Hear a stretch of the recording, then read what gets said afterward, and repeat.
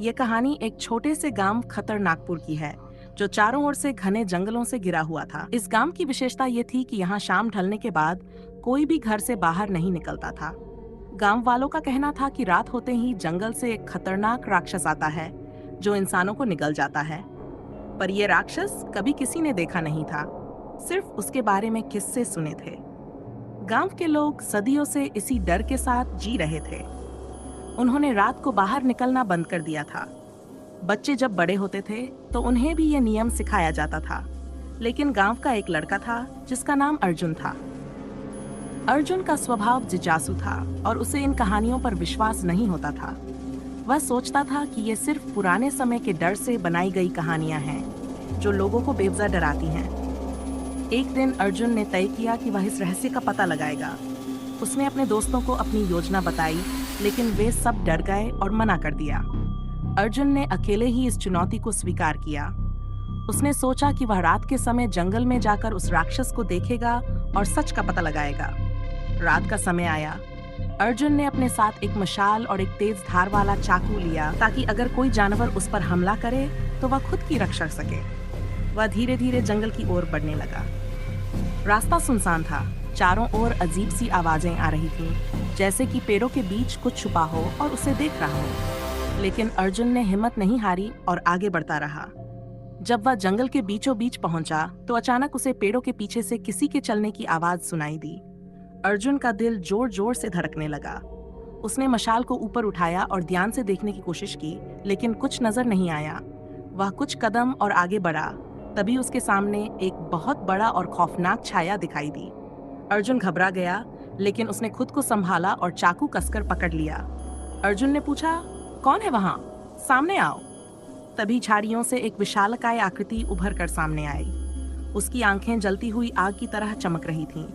उसके नुकीले दांत चमक रहे थे और उसके पंजे इतने बड़े थे कि अगर वह अर्जुन पर हमला करता तो उसे चीर कर रख देता। अर्जुन ने महसूस किया कि यह वही राक्षस है जिसके बारे में गांव के लोग सालों से बात कर रहे थे, लेकिन अब वह खुद उसकी आंखों के सामने खड़ा था। राक्षस अर्जुन की ओर बढ़ने लगा। अर्जुन ने अपनी मशाल को राक्षस की ओर फेंका, लेकिन वह उस पर कोई असर नहीं हुआ। अर्जुन के पास अब चाकू के अलावा कोई और उपाय नहीं था। राक्षस ने जोर से गर्जते हुए अर्जुन पर हमला करने की कोशिश की, लेकिन अर्जुन ने तेजी से झुककर खुद को बचा लिया और चाकू से राक्षस के पैर पर वार कर दिया। राक्षस दर्द से कराह उठा, लेकिन वह रुका नहीं। अर्जुन ने समझ लिया कि यह लड़ाई उसकी जान की आखिरी लड़ाई हो सकती है। उसने पूरी ताकत से राक्षस पर हमला करना शुरू कर दिया। दोनों के बीच एक खतरनाक संघर्ष शुरू हो गया। अर्जुन ने राक्षस के शरीर पर कई वार किए, लेकिन हर बार राक्षस और भी भयंकर हो जाता था। अर्जुन अब बहुत थक चुका था। उसकी सांसें तेज हो गई थीं और उसका शरीर पसीने से भीग गया था। तभी उसने देखा कि राक्षस के पीछे एक पुरानी गुफा है, जिसके अंदर से एक अजीब सी रोशनी आ रही थी। अर्जुन ने सोचा कि शायद इस गुफा के अंदर ही राक्षस की कमजोरी का राज छुपा हो। उसने अपनी बची हुई ताकत से राक्षस को चकमा दिया और गुफा की ओर दौड़ लगा दी। गुफा के अंदर जाते ही अर्जुन ने देखा कि वहां एक पुराना जादुई ताबीज लटका हुआ था। उस ताबीज के पास पहुंचते ही राक्षस की गर्जना तेज हो गई और उसने अर्जुन पर अंतिम हमला करने की कोशिश की। लेकिन अर्जुन ने बिना सोचे समझे उस ताबीज को पकड़ लिया और जैसे ही उसने उसे छुआ, राक्षस जोर से चिल्लाया और आग की लपटों में घिरकर गायब हो गया। अर्जुन की जान बच गई थी। वह हाँफते हुए गुफा के बाहर आया और देखा कि अब जंगल शांत हो चुका था। वह धीरे धीरे वापस गांव की ओर चल पड़ा। गांव में पहुंचकर उसने सबको पूरी कहानी बताई, लेकिन किसी को यकीन नहीं हुआ।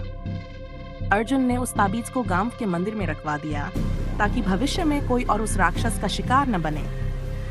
उस रात के बाद से गांव वालों का डर खत्म हो गया।